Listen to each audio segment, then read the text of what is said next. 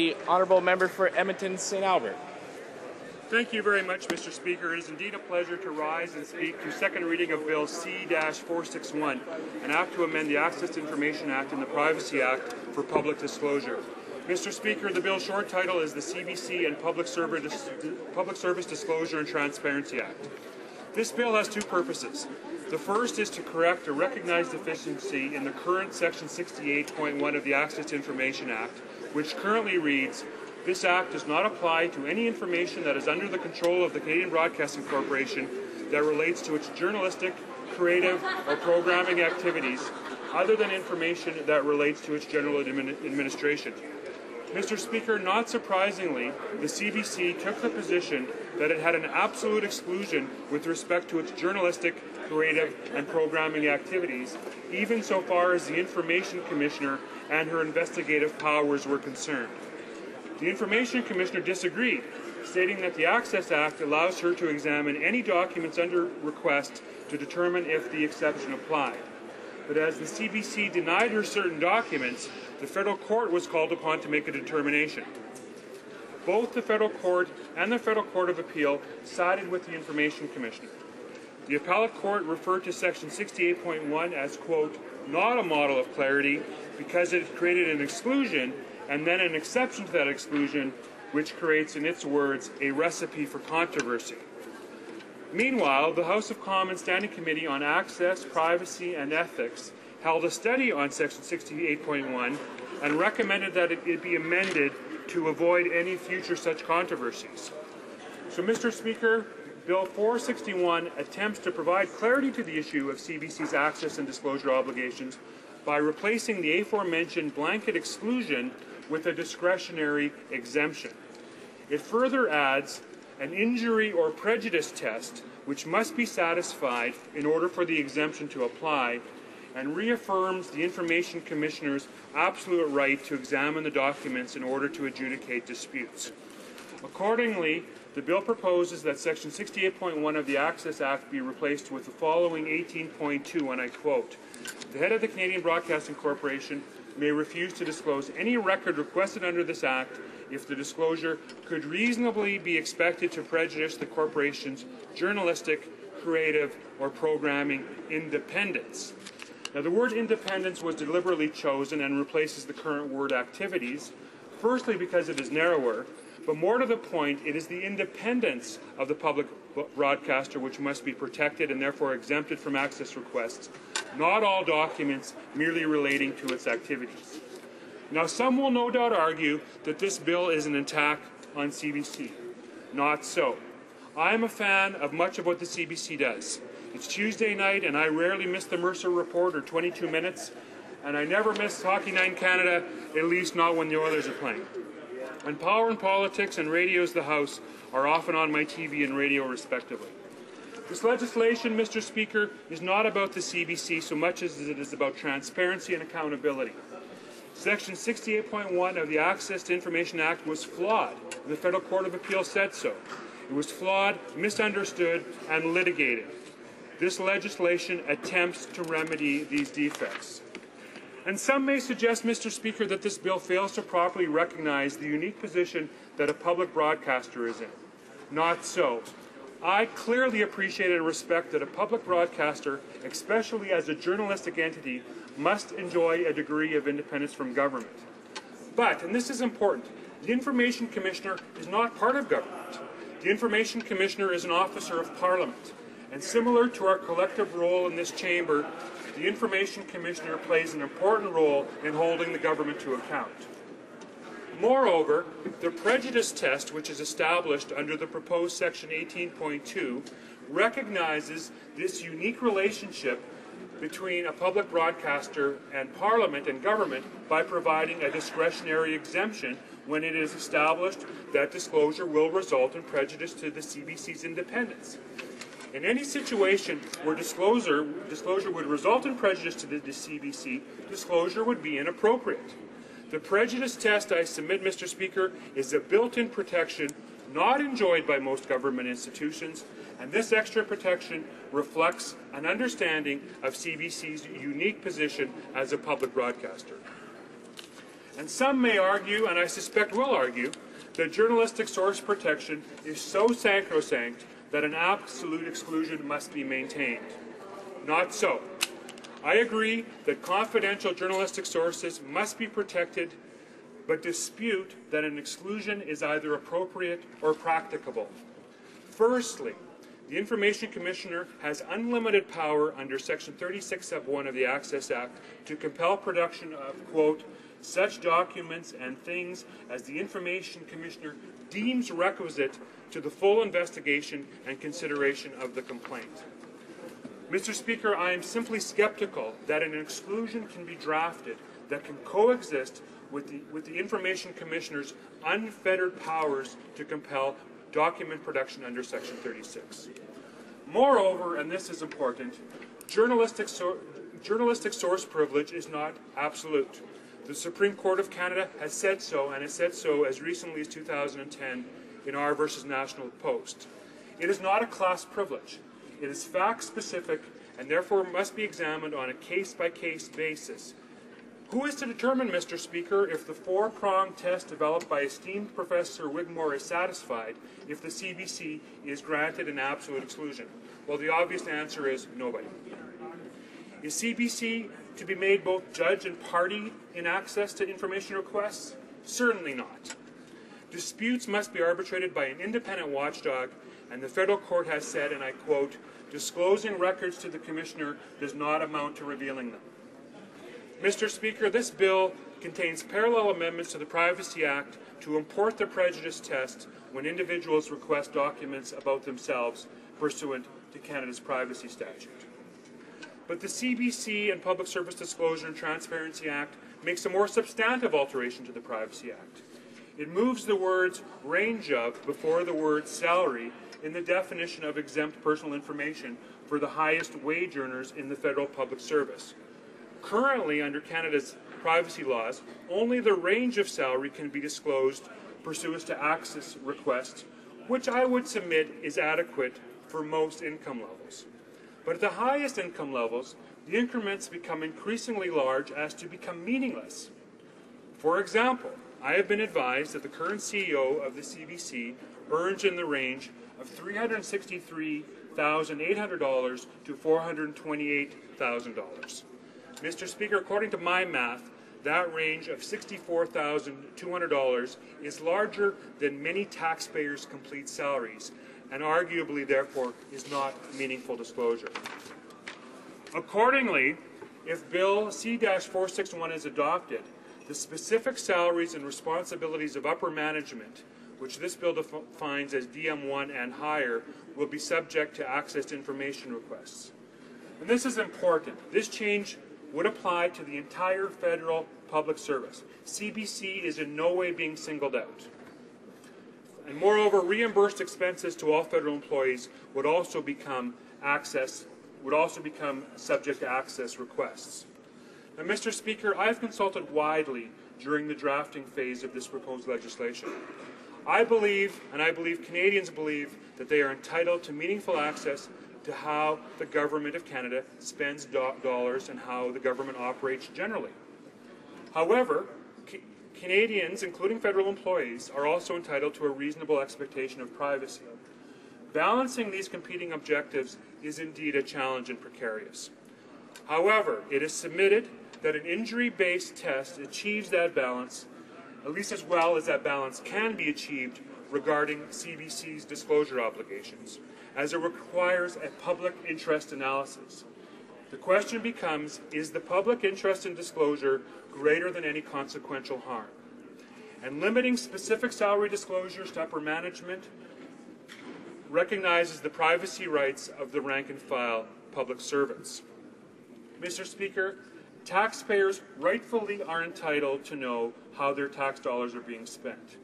In that regard, many provinces have established the so-called sunshine lists, which are publicly disclosed lists shining the sun on salaries, perks, and benefits paid to government executives, directives, and managers. Mr. Speaker, you may know that Ontario led the way with respect to such financial disclosure. The Ontario government introduced legislation in 1996 mandating the publication of names and salaries of all of its employees and officers who earn more than $100,000 per year. The purpose of the Ontario law is to provide a more open and accountable system of government. Disclosure allows taxpayers to compare the performance of an organization to the compensation given to its senior people running it. It allows taxpayers to know how their tax dollars are spent. British Columbia, Manitoba, Nova Scotia have all copied aspects of the Ontario legislation, with the reporting requirements varying and as low as employees earning $50,000 in the case of Manitoba. Now, my bill doesn't call for a website, but by mandating or at least allowing disclosure pursuant to access requests, the public will serve as a critical check on government expenditures and an effective deterrent to any government official tempted to treat taxpayers disrespectfully. This approach, I would submit, Mr. Speaker, is consistent with the purpose of the access legislation generally, as enumerated in the Act, that there is a right of access generally to records under the control of a government institution, and that necessary exceptions should be limited and should be specific, and that decisions of the disclosure on the government information should be reviewed independently of government. As an officer of Parliament, the Information Commissioner is independent of government and therefore in the best position to resolve the inevitable disputes regarding access to government information. Mr. Speaker, Canada has had access to information legislation in force since 1983. Canada was once a leader in providing access to government information and documents, but sadly, according to academics and according to the Information Commissioner, we are becoming laggards. Internationally, Canada is currently ranked 55th out of 93 countries in terms of our access and our openness. Moreover, Law and Democracy Institute says that the federal government is falling behind the provinces and ranking behind those provinces in terms of openness and transparency. As we have seen, Ontario is arguably leading the way with the most comprehensive Sunshine List. But British Columbia, Saskatchewan, Manitoba, Nova Scotia are all following suit and have implemented some variation of salary disclosure. But sadly, and this should be of a concern to this chamber, the federal jurisdiction is falling behind. Since its inception 30 years ago, there has been only marginal expansion of Canada's access laws. In December 2003, the then Prime Minister announced a new policy on the mandating of publication of travel and hospitality expenses for selected government officials. And in 2004, March 2004, the then government announced a new policy on the mandated publication on a website of contracts of over $10,000. But in my view, Mr. Speaker, sadly, very little has happened since then. Accordingly, the Information Commissioner, and I heard her on CBC radio, I was listening to her Sunday morning, the Information Commissioner observes a lack of commitment to openness and transparency at the federal level. Bill C-461, the Public Service Disclosure and Transparency Act, is an initiative by Parliament to remedy this trend. The spirit of this Act is based on the principle of disclosure. Non-disclosure must be the exception. Bill C-461 clearly promotes this principle. So, Mr. Speaker, the CBC and Public Service Disclosure and Transparency Act promotes open and transparent government and their role in holding government to account. Exclusions to government information prevents Canadians from holding their government to account. And I believe, Mr. Speaker, and I hope that all members believe, that holding government to account is fundamental to democracy. Although freedom to know is not a charter-protected right, freedom to know is inextricably linked to freedom of thought and expression and freedom of the press. Knowledge is power, and holding the government to account demands that knowledge and information be shared. Holding to account leads to the establishment of trust that there is proper stewardship over public resources. But opaqueness leads to mistrust.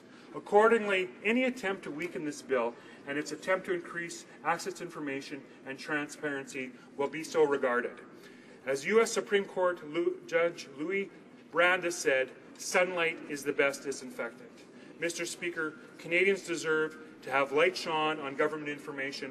Accordingly, I encourage all honourable members to support Bill C-461, the CBC and Public Service Disclosure and Transparency Act, without amendment. Thank you, Mr. Speaker. Yeah. Questions and comments? Questions et commentaires. Honorable Député de Longueuil-Pierre. The Honourable Member for Longueuil-Pierre-Boucher. Thank you, Mr. Speaker. First of all, I must say that I'm thrilled with the quality of the words used, transparency, sunlight. The best remedy for anything is transparency and sunlight, but they can wrap themselves in the veil of transparency, but this bill is obsolete. It arrives at a time where the crisis no longer exists. Whereas this member said in 2011, well, I don't see why we need a public broadcaster in Canada. So to give a bouquet to Rick Mercer, my question is, why come up with this now when CBC just got an A, specifically from the Commissioner? For Edmonton, St. Albert. Well, I thank the member for the question, but he should read the Information Commissioner's report card a little more carefully. The A was with respect to timeliness, and timeliness only. She did not give CBC an A with respect to the breadth of their transparency or the breadth of what they disclose. It was only with respect to timeliness. Admittedly, CBC is quicker in their response time, but that is a much different category of disclosure than the breadth of disclosure. Questions and comments? Questions et commentaires. The Honourable Member for Bonavista, Gander, Grand Falls, Windsor. Thank you, sir. And I agree with the principle of transparency, and I appreciate where the member is coming from in a private member's bill to shine, put the sunshine on this. But I do have some very specific questions here because he talks about clarification. So the clarifying what was done by rule by the Federal Court of Appeal. What they said was the Information Commissioner, yes, that person embodies the decision to be made over whether their exemptions can be had. However, it would also, by introducing this injury test or prejudice test, by doing this, if the Information Commissioner feels it should be exempted, there are ways of going around this. So a person, like a wealthy corporation, could basically take them to court still. So they end up in court beyond what the Information Commissioner said. Am I reading this correctly? Or perhaps the Honourable Member can shed a little bit more light on this, because I think it's just what he's done here is that he has allowed many external factors to come into play and to bring the CBC into court time and time again to defend these three pillars when the Commissioner may have said, yes, they should be exempted. Honourable Member for Edmonton, St. Albert. Well, I thank the Honourable Member for his question. I mean, the Information Commissioner, as the member knows, appeared before the Ethics Committee and advocated on behalf of a prejudice test almost word for word as the legislation before this House contemplates. Now, he's quite right. There is no way to absolutely guarantee that a piece of litigation or that a piece of legislation is going to be judgment-proof or litigation-proof. But what I'm suggesting to him is, and thankfully we do have the courts that can review decisions of government if they feel that those decisions are wrong. But I would suggest to the member, if this is his concern, that if the prejudice test is properly applied by the Information Commissioner, although nothing prevents somebody from taking that to federal court, I'm suggesting that if the test is properly applied, the chances of having a decision overturned is very, very remote, if in fact probably non-existent. Questions and comments? The Honourable Member for Wetaskiwin. That's Wetaskiwin, Mr. Speaker, but that's a good try. It's a Cree word. It means the hills where peace were made. But I'd like to thank my honourable colleague for his efforts in this. I am on the Ethics, Access to Information, Privacy Committee, and I'm actually quite surprised by the line of questioning coming from across the way, because that committee actually reached a very much a consensus, nonpartisan recommendation, and there was only one major recommendation in the report, and that is that the committee called upon the government to amend Section 68.1 because of the lack of clarity from virtually everybody who testified before the committee on journalistic integrity and so on. We've heard. So I'm asking my colleague right now, and the recommendation is to study models from other countries and how they've got around this, and I'm asking him what's research or what presence in his proposed changes came from that research. The Honourable Member for Edmonton St. Albert, you have about 30 seconds. Well, thank you. The member will know, because he sat on the committee, that the Information Commissioner, when she appeared before that committee, referred to international models, specifically the United Kingdom and how they deal with disclosure pursuant to the British Broadcasting Corporation, and that's how she came up with the concept of the prejudice test, which I think will work quite well. Reprise de débat, résumé debate. Honorable député de Longueuil, Pierre. The honourable member for Longueuil, Pierre Boucher. Thank you, Mr. Speaker. So I can't help but think of the Francophone community, who rely very heavily on Radio-Canada, and I wonder if the people in his riding were consulted. Mr. Speaker, I rise today in this House to denounce what is a pernicious attack, in my opinion, against public broadcasting and its programming. It's an attack against the work of the journalists of CBC and an attack against free and independent journalism. I would respectfully ask my colleagues to not allow themselves to be distracted by the misleading title of this bill. This is not a bill about transparency. It is a bill that has only a long-term political goal, that is to undermine Radio-Canada and public broadcasting in our country. And yet this is a tradition in our country.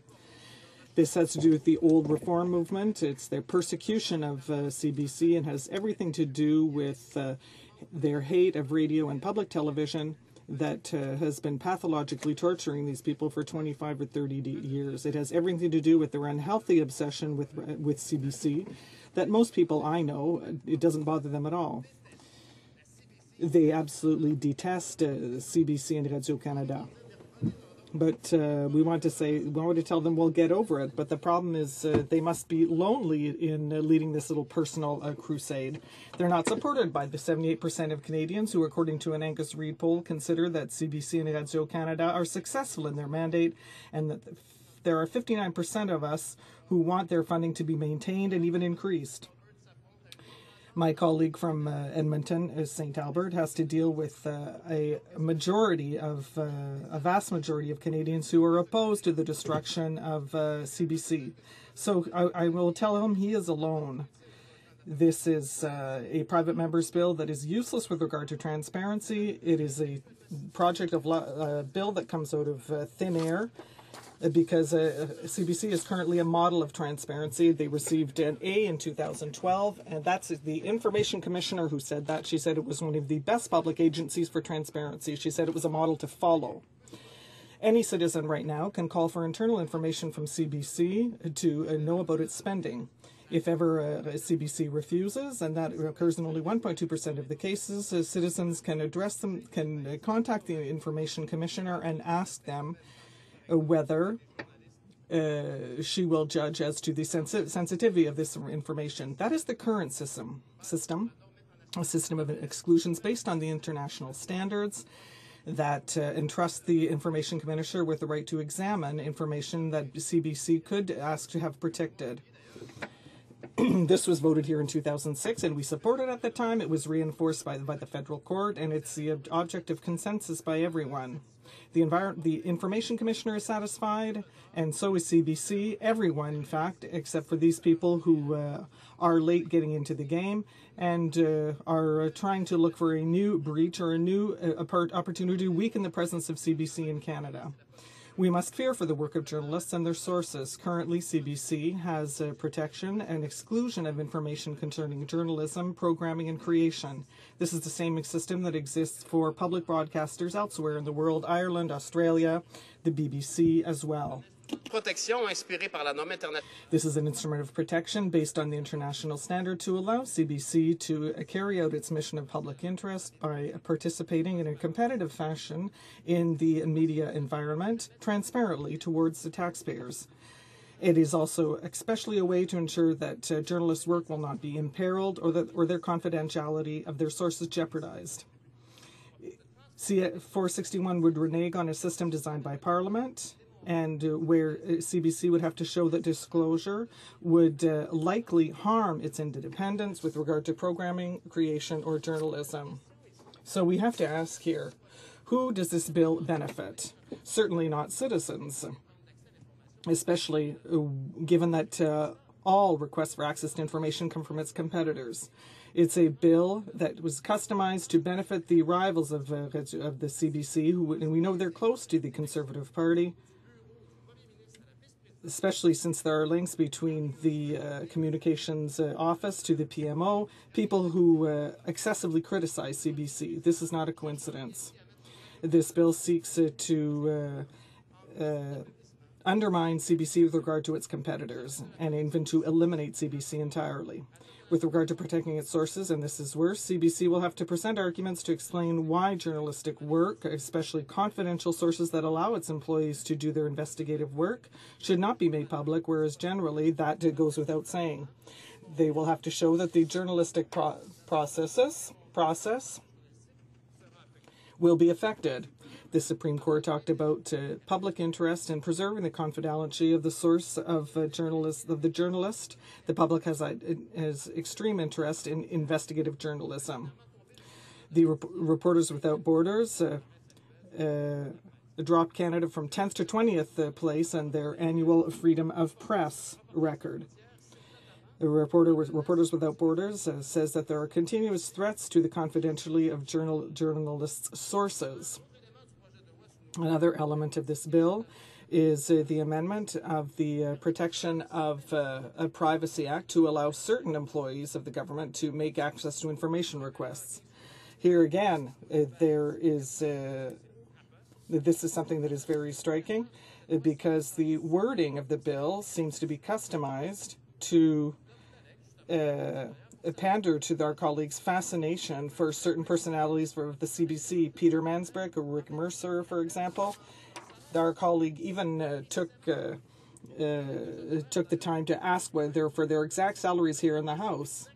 And my colleague Jean Lebert found out that when you ask the same question of the PMO, for example, what are the salaries of the little goblins in the Langevin block? Well, what a surprise! No answer at all. So let's talk about transparency. The CBC received an A for its transparency, and last year the Information Commissioner gave an F to CFIA and to Transport Canada. Does the member for Edmonton St. Albert have a position on this? Does he want to share his concerns, or is he just focused on CBC? The Commissioner must now address the federal court to bring DND into order, which has asked for extension of 3 years to respond to access to information requests.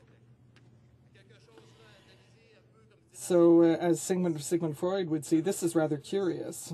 The day before yesterday on CBC, the Information Commissioner stated that the current Conservative government is not among the most transparent, and we can understand her euphemism. She had a duty not to speak out. But she knows that the rate of responses to access to ATIP requests has attained a new, very bad record. In 2006, the Conservative Party campaigned on the theme of accountability. And now, this was in a direct response to the sponsorship scandal. So it's pretty funny to think about that word today, accountability, where it's the 7th anniversary of this government being in power, and we can frankly say that we have the government that is the least transparent and the most scandalous in the history of Canada. The member for Edmonton St. Albert says that he wants transparency from everyone, except for the government. They call for accounts from the Aboriginals, from workers, from everyone but themselves. In fact, today, it is they find that CBC inconveniences them.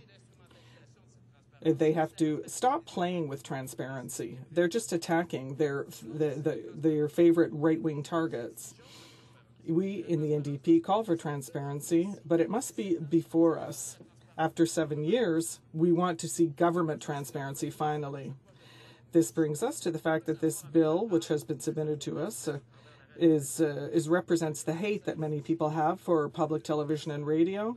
So this is a new attack against what the Canadian Media Guild called the dirty war against CBC. Personally, I have been able to see how many people are attached to CBC on January 23rd.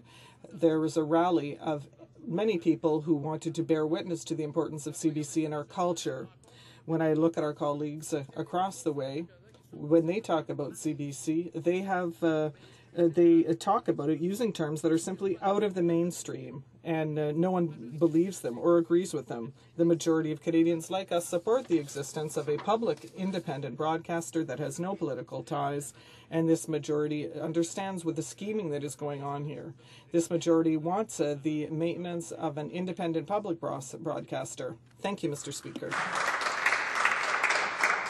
Resuming debate, the reprise de débat, the honourable member for Avalon. Thank you very much, Mr. Speaker, and it's a pleasure to get up and speak to this bill today, calling for more accountability and transparency with the CBC. We'll try to keep it to the facts and try to look at this bill on the surface of what it's trying to accomplish. I don't see it as the boogeyman that the NDP pointed out to be, but we have to make sure that there's protections in there for the CBC, and I'll get to that in a moment. First of all, you should give credit where credit is due, and I give credit to CBC on their information that they have provided, and the Information Commissioner has recently given them an A for their performance, an upgrade from an F. Now, granted, that is on the timing of requests, because quite often we see this government dragging its heels on a lot of information requests. Canada Post Corporation is another example, Department of National Defence, and they need to do better, and this government needs to do better on getting the information out there. This bill is a result of the legal battle around 68.1. We did study it at our committee, and there does need to be changes to make a little bit more clarity to 68.1 so that we don't run into this in the future. Now, granted, we may change or there may be changes made to 68.1. That does not preclude it from being challenged in a court of law and information being challenged in the courts. But we have to make sure that some fundamental principles behind that remain. And that is the Information Commissioner. We must ensure that she has the power to investigate this. Both parties must submit the information before her. And we've got to make sure that she has the power that she needs to look at the information, decide on what can be released, and I'd like to ask the Information Commissioner, when she comes before committee with this bill, is about the prejudice test and how exactly would that prejudice test work, and what could be some of the pitfalls around that. And yes, we support CBC. We like the programming, the journalistic investigations that they do, but we got to make sure as well that they're protected. And the journalism, programming, and their creative activities must be protected for all. And more importantly, at journalistic sources. That was referred to a little bit earlier in the debate. We've got to ensure that these sources are protected, because it's one of the fundamental when it comes to journalism is that these sources are protected. Now, the second part of this bill, which is an interesting part, is about salaries and about the salary ranges and salaries of government departments. And if the CBC, just for a moment, if the CBC want to protect the salaries of a personality or of someone in the department, they would have to go to the Information Commissioner and try to have that information protected, because it bases on their programming integrity, their commercial value. So, I think that the salaries at the CBC to look at, the Information Commissioner would rule in favor of the CBC and protect those salaries from disclosure for commercial value. So we've got to make sure that that is looked at when we look at this the bill at committee. Now, the other part about this bill is releasing all salaries over a DM1, which is very interesting, because this government, and in particular the Prime Minister's office and the Privy Council office, have not been forthcoming with salaries of people in the Prime Minister's office and the Privy Council office. So this bill does open up those offices as well for disclosure of the salaries of anybody over a deputy minister's salary. And deputy minister's salary, just so that the public would know out there, is probably somewhere in the range of 160 to 180. So, you know, these are fairly highly paid public servants, and it's important that these public servant salaries are made public. And it's important that, and this is one thing that this bill does.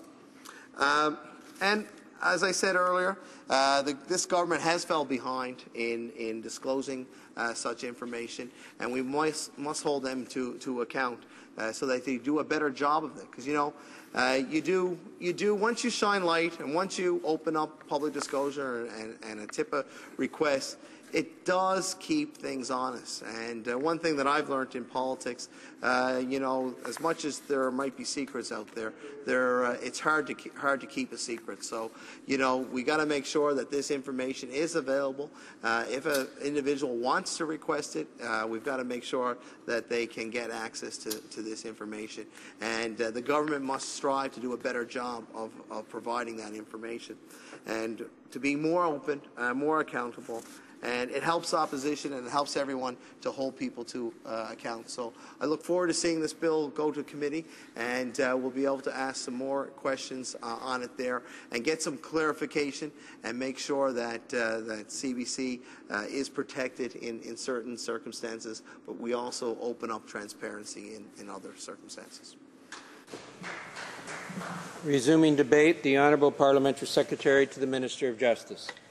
Thank you, Mr. Speaker. I am happy to have this opportunity to speak for a few minutes about Bill C-461, the CBC and Public Service Disclosure and Transparency Act. I would first like to thank the member for Edmonton St. Albert for his efforts to bring a higher level of openness and accountability to the CBC.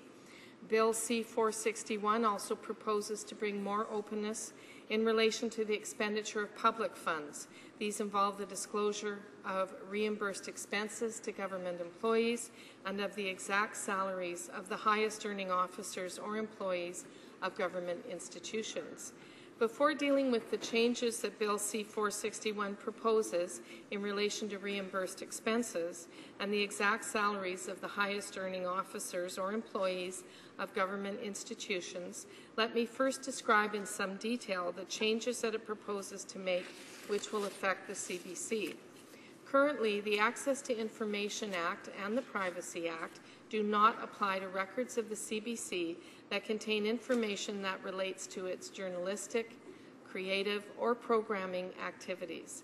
This means that Canadian citizens do not have a right of access to this information. If Bill C-461 passes as is, the CBC would now be fully subject to the Access to Information Act. By this I mean that all CBC's information could be requested under the Access to Information Act.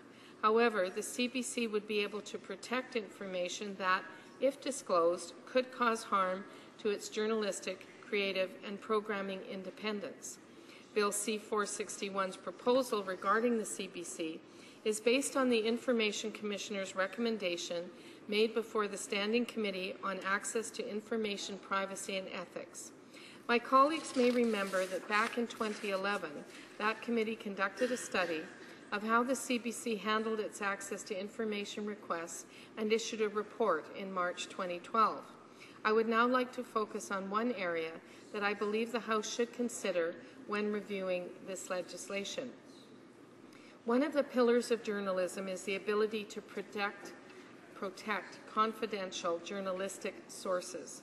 Individuals can therefore feel comfortable enough to approach journalists and give them information without fear that their identities would be disclosed, and, correspondingly, news agencies are able to provide assurance of anonymity.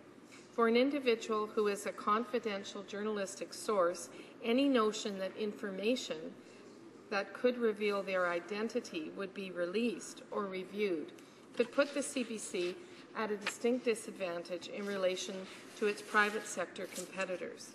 Accordingly, the House may wish to consider the way in which Bill C-461 treats information that would reveal the identity of confidential journalistic sources of the CBC.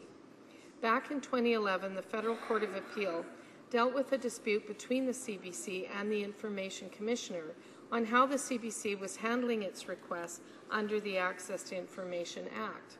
When considering the provision that currently excludes records of the CBC, the Federal Court of Appeal concluded that for journalistic sources, the exclusion was absolute, and that the Information Commissioner therefore did not have the power to examine such information. Both the Information Commissioner and the CBC expressed satisfaction with the outcome of that decision. Accordingly, the House may wish to consider the Court's findings on this matter as it continues their review of Bill C-461. Let me turn now to that part of Bill C-461 that deals with increasing openness and accountability in relation to certain government expenditures. Hard-working Canadians pay their fair share of taxes. I think all parliamentarians in this chamber would agree that they deserve to know that their money is spent by the government prudently and that there be transparency in its expenditure. Bill C-461 proposes to amend the Privacy Act to shine a light on how certain government spending is conducted. Bill C-461 proposes to do this in two areas. The Privacy Act governs the disclosure of personal information by government institutions. At the same time, there are certain types of personal information that can be disclosed to an access requester under the Access to Information Act or Privacy Act.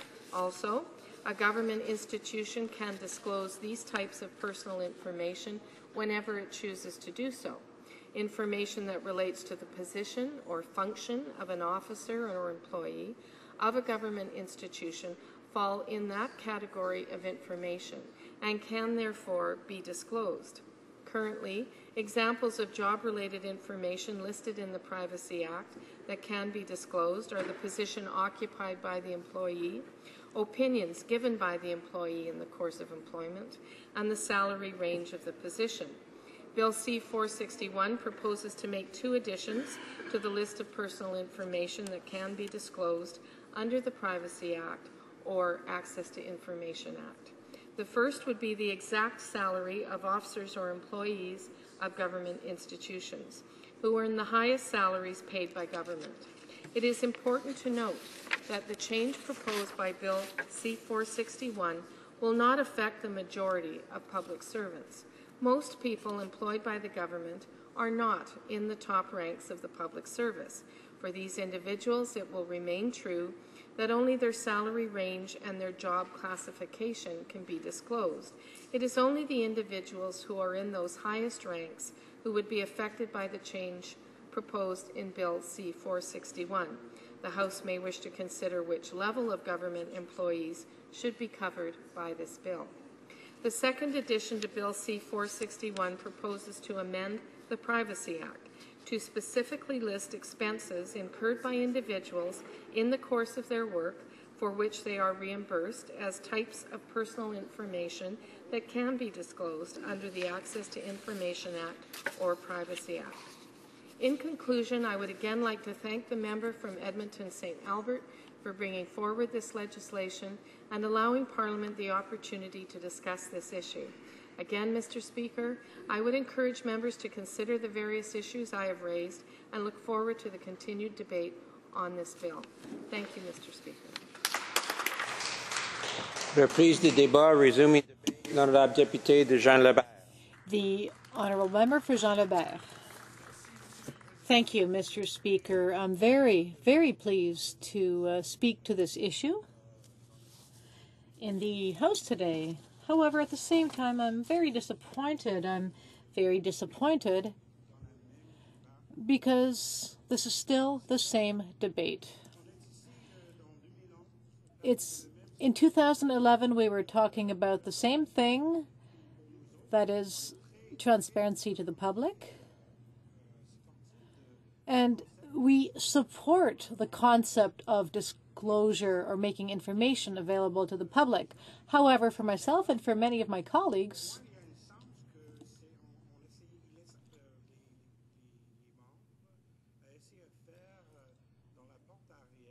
members are trying to do through the back door what they cannot do through the front door.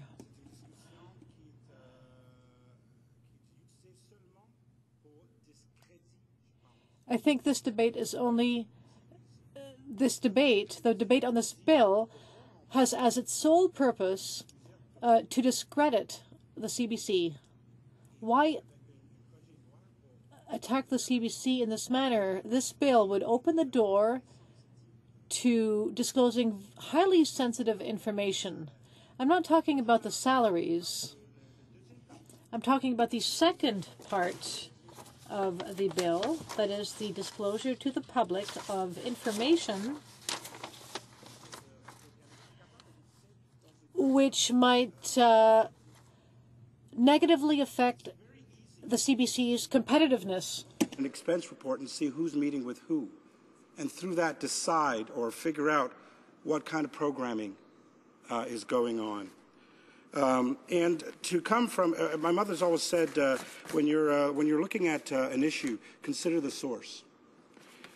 The source of this private member's bill, Mr. Speaker, is a source comes from a group of people where, and I quote from the Hill Times, but one Conservative MP has acknowledged that his party's members and the government will be, quote, breathing a sigh of relief when Kevin Page's term ends in March. As to answer the member's question, it has to do with the fact that you have a group of people, you have this government and backbenchers demanding transparency from all sorts of organizations where they themselves refuse to be transparent. To the same subject, in 2011, I put forward a question on the order paper asking for the disclosure of the salaries of the PMO's office, and was met with a resounding thud of silence. So, considering where this comes from, it's not hard to doubt, for lack of a better way of putting it, the motivations of this private member's bill. The type of transparency that this member is looking for, as I said, is a type of transparency that can damage the work that CBC does, both in journalism and in their programming. Now, this same member, as my colleague pointed out, said, again, why do we need a public broadcaster? And I've heard it time and time again. Why do you need a public broadcaster if there are corporate individuals or organizations that can do it just as well or better? And to that point, I will say that's a possibility. It's a possibility that they will be able to do it better because they've got access to more resources to hire the best directors, to hire the best producers. But the fact is, and in my 25 years of experience working in this industry, the fact is that corporate broadcasters do not want to do it. They do not want to create shows that speak to Canadians, created by Canadians, for Canadians. Who else, Mr. Speaker, is going to create shows that from coast to coast to coast engages Canadians in a Canadian voice for Canadians? Nobody, because there's no money in it. For example, in 2007, Mr. Speaker, the broadcasters asked, crowed about how much money they spent on American programming, over $750 million. In that same period of time, they spent just over $50 million on Canadian programming. And that includes the magazine shows and the sports shows and so forth. No creative programming. CBC, for the last 75 years, has created programming that Canadians have enjoyed from coast to coast to coast, because they've seen themselves in those shows. They've seen themselves and heard themselves nationally and internationally with Radio-Canada International. This private member's bill, from my perspective, is a redundant bill because there are already built-in laws that require the disclosure. And CBC, to its credit, went to great lengths to open up and become better at disclosing information. Within less than a year, they went from an F to an A. Now, the honourable member speaks to the issue that, or the subject that that F2A was only for time. Time was a part of that, but also to disclosure. They disclosed all that they were obliged to disclose, and they fought those issues that they themselves felt were damaging to their ability to do the work. And I must underline, Mr. Speaker, that the vast majority of the access to information requests, which were some 1,400 during this period, came from one source, a competitor. So it saddens me that, this government continues to do the work of a competitor in this environment where they claim that they want a level playing field. If it's to be a level playing field, then let it be a level playing field. Mr. Speaker, it's clear that there are certain members of the government and or the backbenchers who have a continued dislike for the CBC and are looking for ways to defund the CBC. And from my perspective, Mr. Speaker, it makes me suspect to the motivations of this bill. And I say suspect. Maybe the member has good intentions in terms of that. But if, I ask the question, if this bill was supposed to shine a light on all government activities, then why is this bill directed at the CBC? Why is this bill, pourquoi cette projet de loi, c'est... Why does this bill only target the CBC in this context? If this bill was created, as my colleague said, to shine a light government spending, then why isn't this bill called a bill to encourage or demand more transparency from government and government institutions as opposed to targeting the CBC? So for that reason, Mr. Speaker, I am suspect as to the motivations. CBC, Radio-Canada, c'est is an entity which is very important to Canadians. Of conservatives who want to see the CBC destroyed, I think this is a very weak attempt at going through the back door to accomplish what they couldn't accomplish through the front door. And on that note, Mr. Speaker, I thank you for the time. Resuming debate, the Honourable Parliamentary Secretary to the Minister of International Trade. Just advise the member that he'll have 5.5 minutes. Thank you, Mr. Speaker. Mr. Speaker, I've listened to some of this debate, and it's always interesting to me in this place how sometimes we can take some pretty straightforward, basic information and turn it into something that really doesn't reflect that straight, basic information at all. You know, I've heard, you know, the honourable member that just stood up. I mean, my goodness, you know, you talk about patent nonsense, fear-mongering, you know, misleading information. Like this is just, it's beyond the realm, Mr. Speaker. And I would say this for the record, you know, and I think it's time for full disclosure here, Mr. Speaker. Like I can tell you, I listen to CBC radio.